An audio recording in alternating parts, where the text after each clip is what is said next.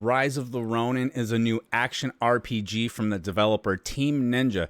Team Ninja is the same developer that made the Nioh games. These are action RPGs that I have always heard really good things about from other content creators that I consume content from, all the way to viewers of my own channel that I talk about games with. I've always heard good things about Nioh, so the combat in this game should be top notch. The blog on the game lets us know that the game will be a combat-focused open-world action RPG that takes place in Japan at a time of great change. Japan is facing the darkest of times as it struggles with its oppressive rulers and deadly diseases, while Western influences permeate as civil war continues to rage between the shogunate and the anti-shogunate factions.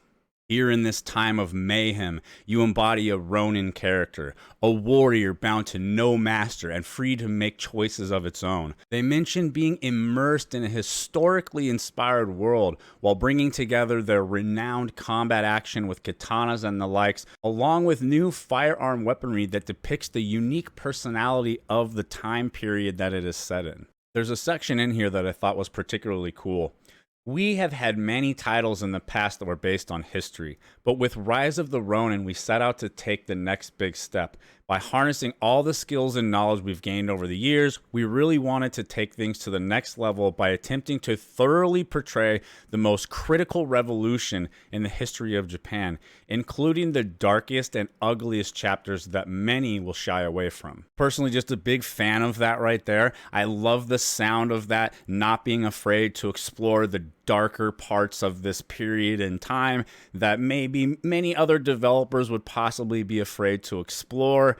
Love the sound of that. Now, they go on and let us know that, of course, the game is not only going to be focused on their awesome combat system, but they're also going to make sure they create a multi-layered story that showcases the world of the Bakamatsu period and the revolution that took place. The characters that you will meet all have their own brand of justice and motivations, and whether you decide to side with or against them, each decision you make will matter.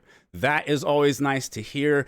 Personally, this is one of the things I specifically look for and I think is nice in like a single player RPG versus more of an MMO RPG, where obviously your individual decisions truly can't impact the overall world and story nearly as much as is possible in a single player game. I think it's worth noting that this game has been in development for over 7 years. So that should mean that we're not going to get a rushed product that's lacking content, right? And you can just tell that it was rushed put together, just a little cash grab. We should get a nice fleshed out game with a good story and plenty of content. Should. Fingers crossed, everybody. With 7 years of development on a single player game, that's pretty good. That's like MMO times. Now, the only real downside so far for me personally is that it's a PS5 exclusive. I personally don't have any of the consoles. I don't got the extra money to buy the expensive PS5, unfortunately. I have found a few articles talking about there being a pretty good chance that the exclusivity is only within the console realm and that the game will also be coming to PC,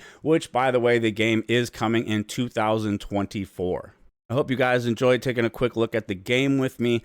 As always, thank you very much to the patrons and the YouTube members on this channel. Really couldn't do without you guys. I'll see y'all in the next one.